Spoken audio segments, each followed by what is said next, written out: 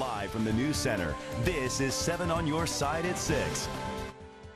No one basically is taking responsibility, for the death of Benji. Train tragedy. Now 2 years later, some upstate families say they are still struggling to pay medical bills. You may remember the scene. The ride derailed at Spartanburg's Cleveland Park, killing a 6-year-old boy and injuring more than 24 others. New at 6, Graham Moore is live at Cleveland Park with how the victims' fight is tougher each day. Graham.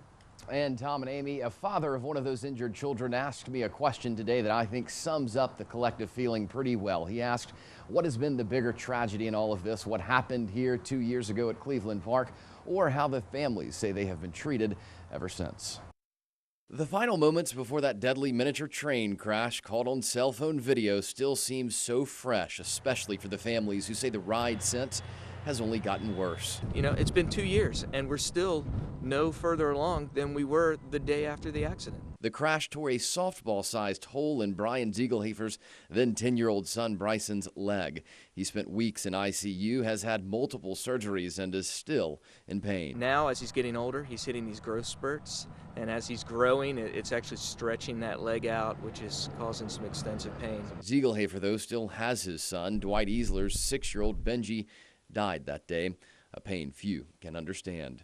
It's a devastating blow. It's something you never get over. In all, nearly 30 people, mostly children, were hurt that day. Investigators found fault on a couple of levels. First, they said the state inspector falsified inspection reports, giving Sparkles, the miniature train, an okay without ever thoroughly checking it out.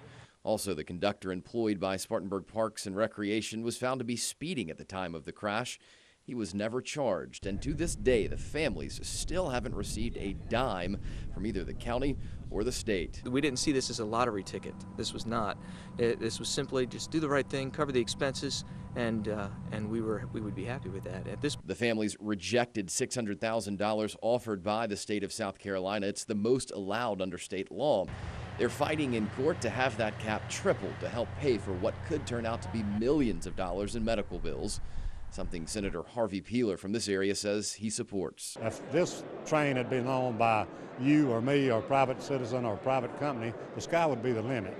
So definitely the $600,000 cap needs to be addressed. Peeler is trying for a second year in a row to pass a bill that would create a $2 million reserve fund for the families. His idea, though, was rejected during last year's legislative session. The further away you get from Spartanburg, the less attention this incident gets, and the less attention we get from the elected officials. Easler will not stop until he and the others get that attention they feel they so desperately deserve. To see them take responsibility for a wrongful death of my son, that no one has really taken responsibility for. All right, and just last week, the Easlers filed a wrongful death lawsuit in court here in Spartanburg County.